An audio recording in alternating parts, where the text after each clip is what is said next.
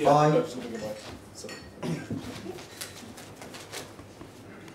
I am the world's last barman poet. Good, Tom, and I'm glad you felt comfortable sending this to me so early in the term.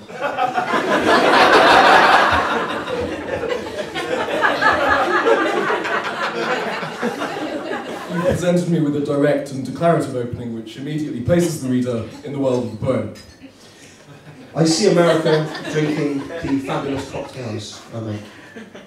This is an interesting image, Tom, but I think you need to consider your tone. Are you coquettishly implying that you are witness to misbehaviour, but you kind of like it? Viz, I see you, baby, shaking that arse. Or is it just a flat statement of fact? You need to establish the narrator's character as soon as possible. Americans getting stinking on something I stir or shake. Now, if you're paying attention, Tom, you'll notice that you just keep changing register. Who are you talking to now? America? The Americans within America? The temperance movement, perhaps? Consistency is important in any poem.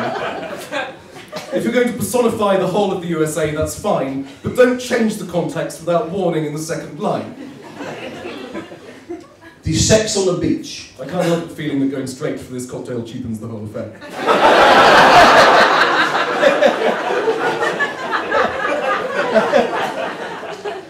The schnapps made from peach. If you read this line out loud a few times, you'll notice that you're torturing the syntax just to meet the somewhat forced conventions of end-stopping. Remember we studied Robert Lowell's Skunk Hour last week, and once you'd stopped going skunk, is Lowell like high or something, we focused on his original and subtle application of a rhyme scheme. Why not try rewriting your poem with a similar middle word discipline, or even explore assonance? The velvet hammer, the Alabama slammer. I've consulted 4 separate cocktail guides, Tom, from the era your poem is set, and can find no reference to the Alabama slammer at all. I make things with juice and froth. Froth is quite an unappetizing word. The pink squirrel. I'm going to question your grasp of prosody here, Tom. The metric stress falls on the wrong foot here unless you pronounce squirrel, squirrel. Nobody pronounces squirrel, squirrel. Nobody. The three-toed sloth. I make drinks so sweet and snazzy. The iced tea, the kamikaze, the orgasm, the death spasm. The death spasm is a terrible name for a cocktail. The Singapore sling, the ding-a-ling. The ding-a-ling is the ding-a-ling, I'm reliably informed, is a cake.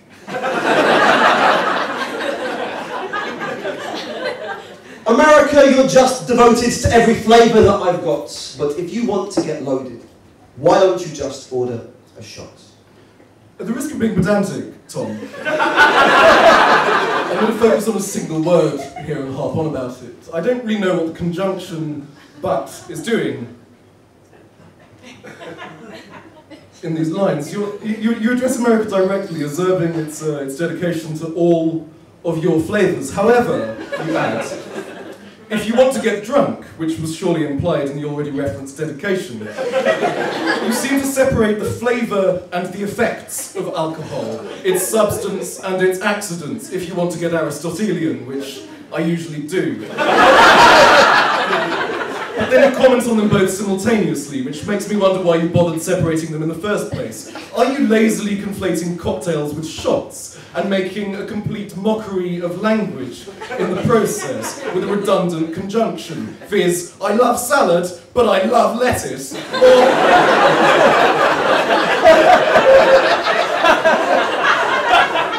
Or maybe we should walk, but maybe we should go on foot. Or more likely, are you trying to say, if, America, the only reason you're ordering drinks from me is to get drunk, i.e. you lack any real discernment and don't appreciate the intricacy and craftsmanship that goes into my cocktails, why don't you forego the whole farrago altogether and just have a shot, you Philistine? I'm going to give you the benefit of the doubt, Tom, and assume that you were shooting for the latter. However, and you'll notice that I'm using the word however as a conjunction to imply that it contradicts the last clause, which is what a fucking conjunction does, Tom.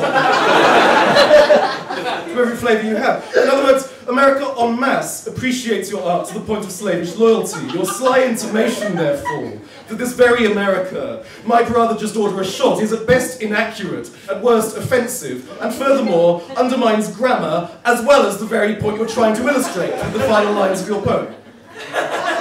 This is something akin to a lawyer concluding a convincing closing summation in defence of an innocent defendant accused of murder with, ladies and gentlemen of the jury, you're totally convinced by my flourishes of logic and rhetoric, but if you believe what I've said is true, why don't you just find him guilty? I.e. stupid on at least 8 levels.